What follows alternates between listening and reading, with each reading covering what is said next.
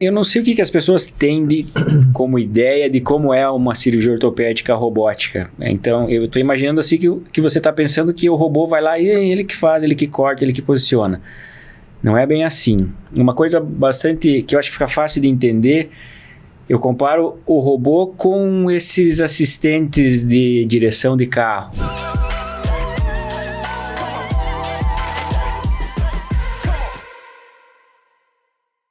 Oi, gente! Sejam todos bem-vindos a mais um LikeCast. Dessa vez eu recebo aqui em dose dupla o pessoal da cirurgia do quadril do CIOT. Sou muito feliz em receber dessa vez o Dr. André e o Dr. Pedro.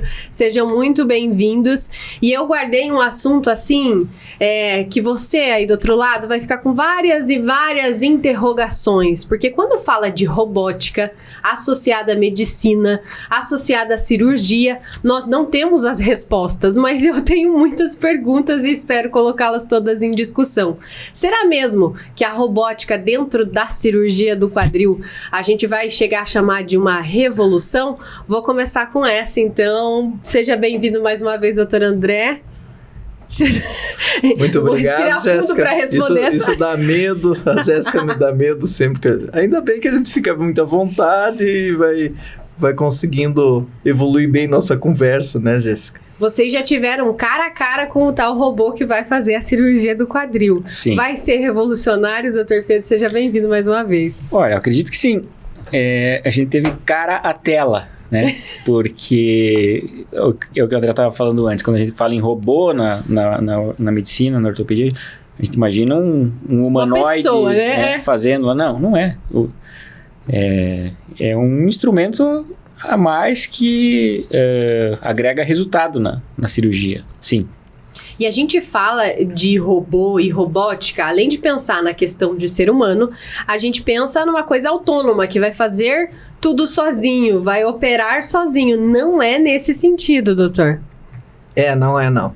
Na verdade, hoje a gente já faz, isso sempre, quando a gente aprende a fazer a prótese de quadril, essa utilidade do robô atualmente.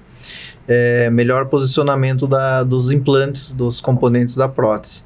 E a gente já faz esse planejamento de uma maneira diferente. Então, o robô, ele aprimora esse planejamento, ele fica mais exato na nossa colocação dos implantes, mas ele é uma ferramenta a mais, como o Pedro falou.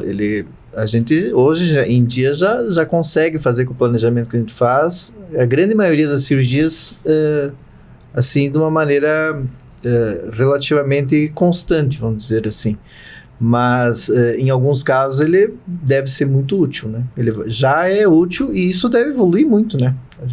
O futuro envolto a máquinas. A tecnologia hoje é só nos olharmos ao redor. Né? Na verdade, a gente acha que essa robótica ela é disruptiva, mas ela está aí já há décadas na nossa vida, a gente nem percebe. Então, o que acontece quando você compara a realização de uma cirurgia à mão livre, por exemplo? Porque a cirurgia ortopédica ela é uma cirurgia bem artesanal. Ela é bem artesanal. A mão do cirurgião é bem presente. Então, quando, por exemplo, a gente olha uma radiografia, a gente sabe se foi o André que fez, se fui eu que fiz. A gente sabe. Então, a robótica está na indústria já há muito tempo. Então, antigamente, o soldador fazia a solda manual. Ele soldava, claro, tinha resultado. Mas o robô, ele veio para uniformizar isso. Então, você consegue uniformizar todos os teus resultados. Na indústria automobilística é muito frequente isso. Tem vídeos aí na internet, você vê um robô pintando um carro. Ele pinta com maestria, ele não erra. Então, na medicina, na ortopedia, especial na cirurgia do quadril, eu acho que esse que é a grande vantagem, é a uniformização do resultado, né? E quando a gente fala desse resultado, beleza, enquanto a máquina está funcionando, tá tudo bem. Mas e se acontece algo? O cirurgião tem que assumir o que acontece num processo cirúrgico com a robótica? Sim, e isso pode acontecer. E só para colocar, essa uniformidade é na parte técnica, que ainda tem a parte humana, que é a indicação, a expectativa de resultados, essa conversa do cirurgião com o paciente, entender bem a doença, cada um é diferente, né? A gente já faz isso há muito tempo, que o hospital se preocupa com isso, e nós, cirurgiões, temos que nos preocupar com a segurança do paciente, que a gente chama. Então, a gente opera em dupla há 20 anos quase, né, Pedro? 20 anos. E agora tem o Emílio, que faz parte da nossa equipe, então a gente forma equipes para que a gente tenha mais segurança também, né? Então, se a gente faz planejamento, durante a cirurgia se acontece algum problema, e durante a cirurgia um pode ajudar o outro quando a gente entra em dúvida ou dificuldade também, né? Então, isso já acontece, a gente já tem o plano B, Já tem o plano B. No robô, às vezes isso pode parar o robô. Acabou, não sei. Ele falhou como uma lâmpada pode queimar, um elétrico, e a gente chama isso de conversão. A gente tem que parar o robô e fazer o método que a gente planejava tradicionalmente, né? Eu não sei o que as pessoas têm como ideia de como é uma cirurgia ortopédica robótica. Então, eu estou imaginando assim que você está pensando que o robô vai lá e ele que faz, ele que corta, ele que posiciona. Não é bem assim. Uma coisa bastante que eu acho que fica fácil de entender, eu comparo o robô com esses assistentes de direção de carro. Os carros mais modernos, muitos deles já vêm com isso. Então, você está dirigindo na estrada, ele não te deixa sair da pista. Quando você está saindo da pista, ele te devolve para a pista de novo. Ele te auxilia a fazer curva. Quando ele observa que tem um carro na frente, ele já reduz, ele não te deixa acelerar. Então, o robô, na cirurgia de quadril, ele tem mais ou menos essa função. A gente faz um planejamento prévio, alimenta ele no computador e ele vai seguir aquele script ali. Não é que ele vai pegar o instrumental, vai fazer o corte no osso, vai perfurar o osso, vai fresar e implantar a prótese. Não. Ele auxilia o cirurgião a fazer isso. Ele dá margem de segurança para o cirurgião fazer isso. Então quer dizer que se a gente entrar numa cirurgia robótica do quadril, os cirurgiões não vão estar deitados só olhando. Não é essa imagem que a gente vai ver. Não. O cirurgião, ele está em campo. Ele está com a mão suja de sangue, ele está com a mão na massa, literalmente. É diferente da cirurgia. O André pode explicar isso melhor, porque ele já tem experiência com a cirurgia urológica lá no São Lucas, né? Lá é diferente, o médico está num console, está sentado numa cadeira, né?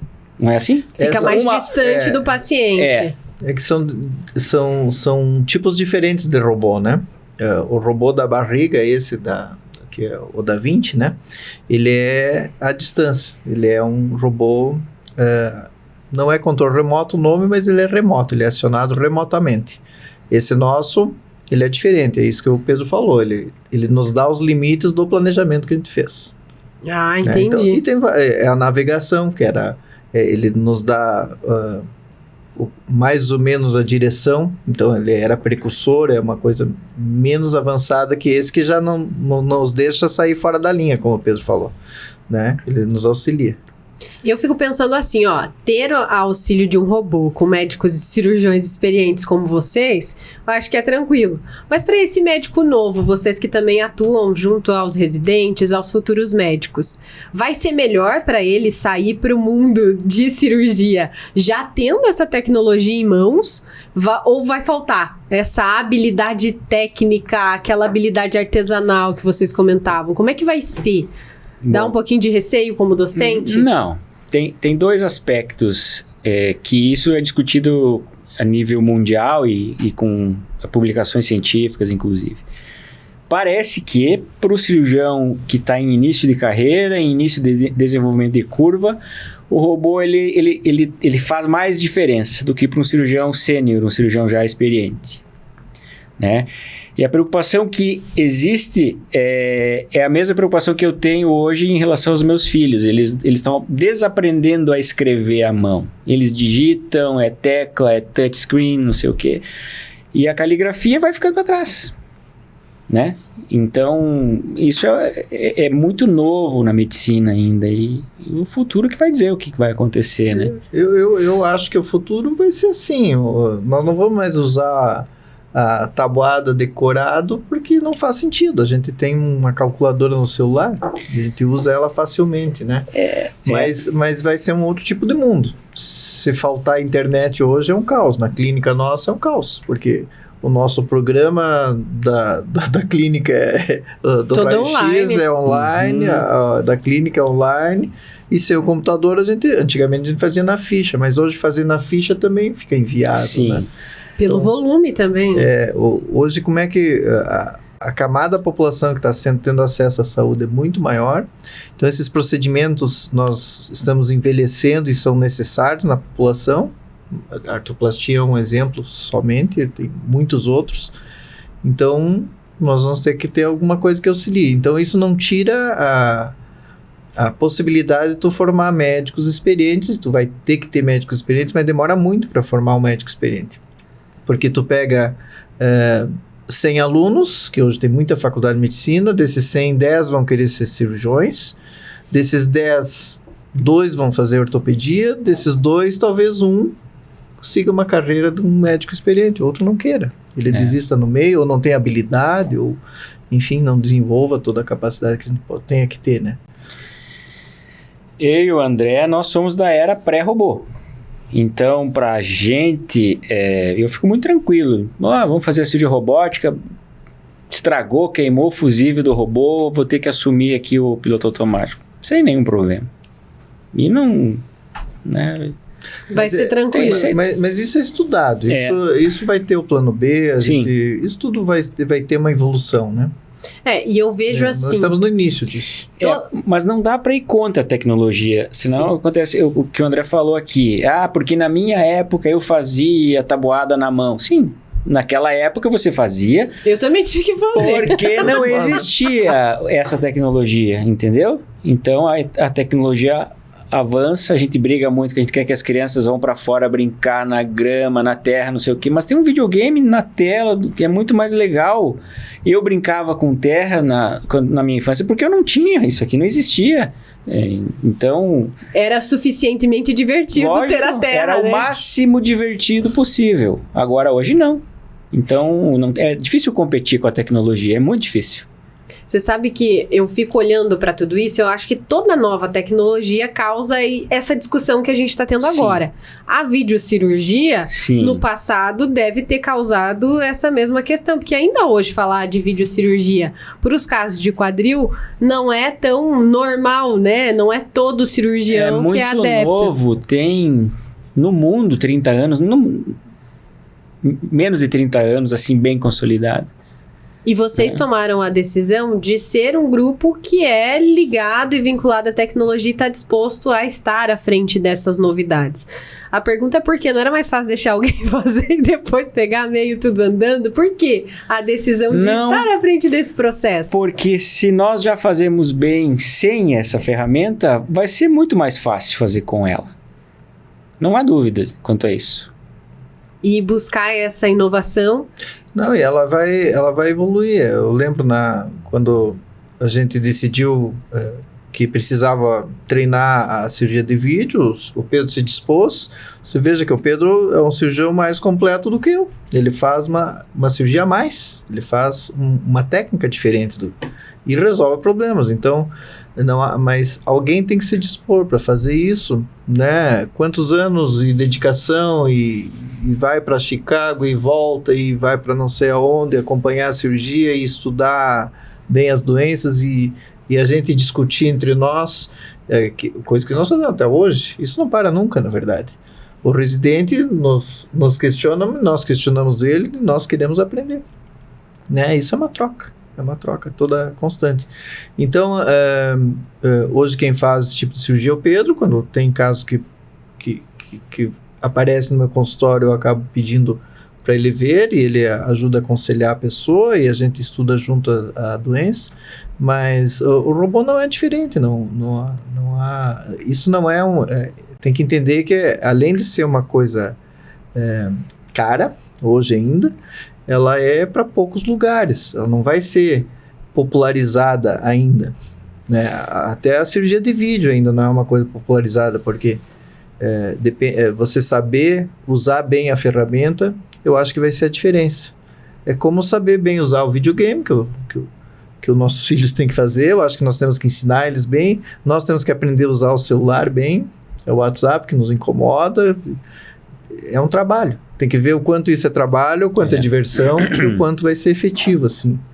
Eu acho que o detalhe vai ser esse. O André tocou num ponto muito importante, que é o custo. é caro. Então, quer dizer que a cirurgia auxiliada pela robótica, ela é melhor? Sim, ela é melhor.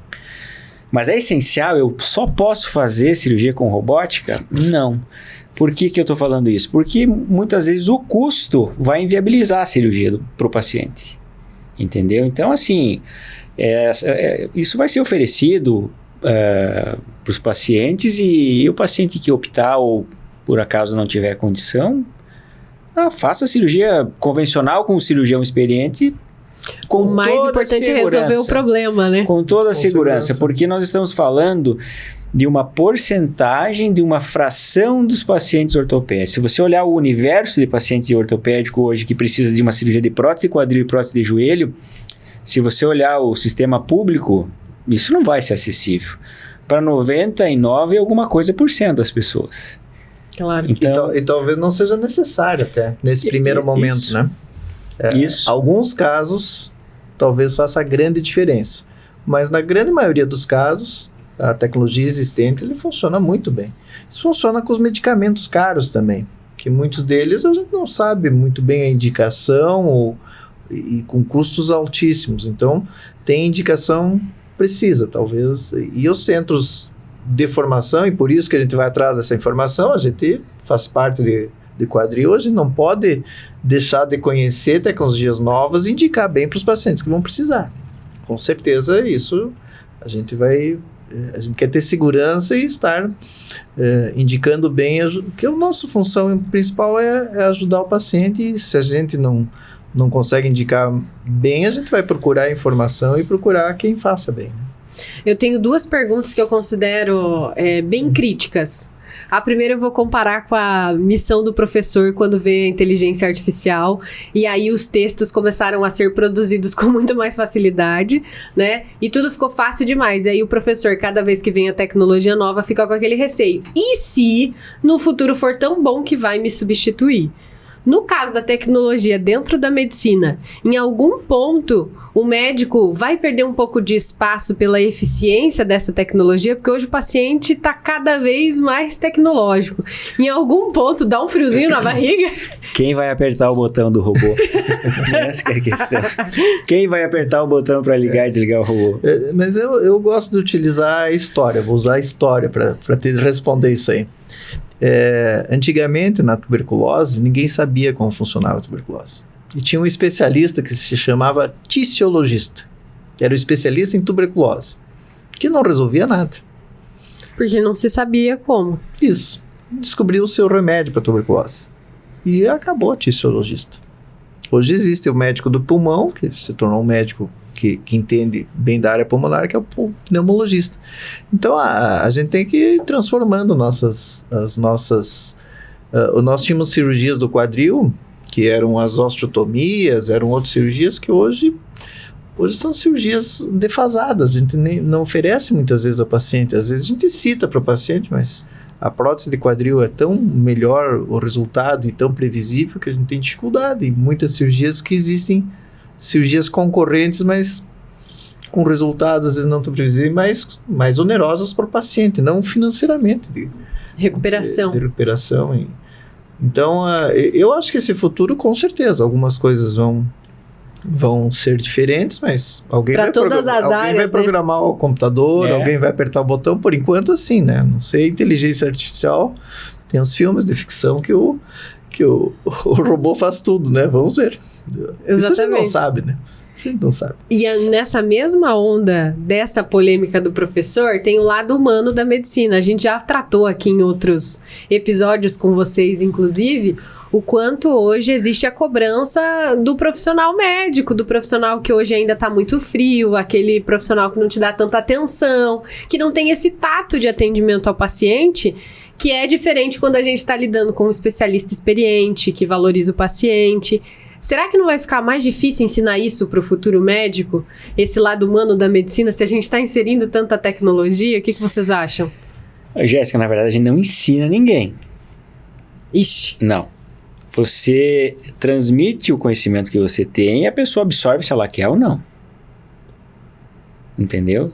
Então, se existir alguma falha nesse ensinamento, não é por falta de quem está transmitindo o conhecimento que já foi adquirido de alguém. Eu acho que cuidado tem que ser no receptor desse. Ele deveria ser mais ativo. Que a medicina ela é uma área especial, ela é diferente, ela tem que ser tratada de maneira diferente, ela tem que ser tratada pelo médico de maneira diferente. Então, vamos lá, vou usar o exemplo do atendimento pelo WhatsApp, por exemplo. É muito melhor quando você está recebendo um atendimento humanizado por uma pessoa que não tem o linguajar polido e né, o português correto, a gramática correta, do que você conversar com um robô que só entende o perfil binário 0101, entendeu? Então, o ser humano, ele precisa desse contato com outro ser humano, né? E você acha que só a experiência desenvolve isso? Não, a experiência aprimora, mas isso só acontece com o contato humano, né? Muito bem. E você, doutora André, concorda? Não, concordo totalmente. Isso aí e parece que na saúde você é mais sensível a isso. Parece que tem duas áreas bem sensíveis, na saúde e na área financeira. Que são coisas sensíveis da gente, que a gente precisa ter uma coisa que, na verdade, essa parte técnica a gente faz volume, que é o que tu está falando. Coca-Cola a gente faz volume, carro, que foi o exemplo que a gente usou. Isso tu produz em série. Agora, o atendimento quando ele precisa de uma coisa que a gente chama de confiança. Então, na verdade, a gente tem que ter confiança. O paciente, a gente tem que ter essa relação, nós chamamos de relação médico-paciente. É uma relação de confiança. Se você der tudo certo no teu tratamento e tu ficar satisfeito, e se der alguma coisa errada, e se você precisar, se tu ficar angustiado, quem é que vai te ajudar? Então, tu ajuda pessoas. Na prática, eu acho que é isso que a gente faz. A gente tem tecnicamente, como é que tu vai me avaliar se tecnicamente eu sou bom ou não, né? Tu vai gostar de mim ou não, tu vai aceitar a minha explicação ou não, né? Perfeito. Vocês viram que todas as minhas perguntas foi muito desconfiada dessa tecnologia, né? Eu fui colocando aqui tudo o que eu imagino, porque a gente vai recebendo as referências do que é robótica e a gente sempre tem medo da revolução das máquinas, vai que elas que vão dominar o mundo, o que vai acontecer? Mas, obviamente, tem esse avanço, né? O mês de agosto de 2024, que lá em 93, no filme Exterminador do Futuro 2, já aconteceu. E nós estamos aqui ainda, foi a final de agosto. A revolução das máquinas. Sim. Lá do Skynet, se eu não me engano. Nossa, o Max deve saber de melhor referência, olha lá, olha. Cadê o nerd Skynet, lá da mesa? Isso aí. Aquela ficção científica futurista, nós já passamos ela. E nada aconteceu. E estamos aqui ainda. As máquinas continuam, se eu puxar da tomada... Acaba a energia, faz sentido. E aí eu quero finalizar justamente com a versão de quanto essa inserção e essa abertura da medicina para esse tipo de tecnologia é benéfica para o profissional, que vai ter mais precisão ao oferecer esse atendimento, igual vocês disseram, que vai fazer toda a diferença para o médico que está ali criando as primeiras experiências, acertar mais do que errar, obviamente, e também para esse paciente, que pode ter mais segurança quando ele tem acesso a essas tecnologias. Então, se fosse para a gente resumir por que inserir robótica dentro da experiência do quadril em cirurgia, qual seria o grande porquê na visão de vocês, para a gente encerrar? Então, eu acredito que seja essa padronização e de eu conseguir reproduzir o que eu planejei. Porque como a cirurgia ela é artesanal, por mais que eu faça um planejamento hoje, como nós fazemos no computador, com raio-x, etc., eu coloco lá, eu sei exatamente o tamanho do implante que eu vou usar, enfim, isso tem alguma variabilidade durante a cirurgia. E nós acreditamos que o robô ele vai eliminar essa variabilidade e você vai poder executar exatamente o que você planejou. 42 graus são 42 graus. O olho não percebe se são 43 ou se são 41, enfim. Mas o robô ele percebe. Então eu planejo 42, eu vou usar 42. Entendeu? Então, eu acredito que essa seja a grande vantagem. Agora, como toda tecnologia que vem para solucionar problemas que nós tínhamos, então agora eu desenvolvi essa técnica e eu não vou mais ter aquele problema, mas eu vou ter os outros, que esses ainda estão para serem descobertos, né? Eu acho que a história mostrou que a tecnologia só nos ajuda, né? Essa implantada e consolidada. Então a robótica é uma coisa que ela vai acontecer, eu acredito que ela vai trazer essa precisão que o Pedro estava explicando, e vai ser uma ferramenta muito útil futuramente. Eu não sei, não vai ter jeito, né? E nós só estamos falando aqui hoje sobre robótica porque isso está no nosso horizonte, a gente está olhando e está aqui. Já é uma realidade. Já é uma realidade, aqui em Cascavel, no Hospital São Lucas, isso já está altamente avançado. Então, eu acho que vai ser muito interessante a gente sentar daqui 6 meses, 8 meses de novo e aí, como é que foi? Como é que está sendo? Porque isso é uma realidade que está no nosso horizonte próximo mesmo, sabe?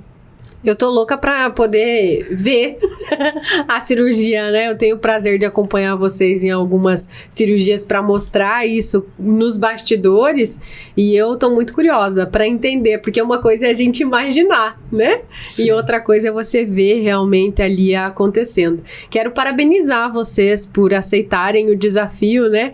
Porque sempre tem as cobaias, né? Nesse caso, vocês é que vão experienciar de fato e mostrar aí para todo mundo como fazer dali para frente. Muito obrigada e parabéns mais uma vez. Obrigado, nós. A gente que agradece mais uma vez a oportunidade de divulgar o que a gente gosta de fazer, né? Muito bem, eu vou convidar você que tá aí do outro lado a acompanhar, hein? Vai lá no Instagram Cirurgia do Quadril, você vai ver muitas coisas em Quadril Cascavel que falam sobre a sua saúde e seu bem-estar, porque aqui a gente tá falando de cirurgia, mas é bom você cuidar ao longo da vida, essa é a mensagem que a gente deixa pra você. Te vejo em breve com mais um LikeCast, até mais!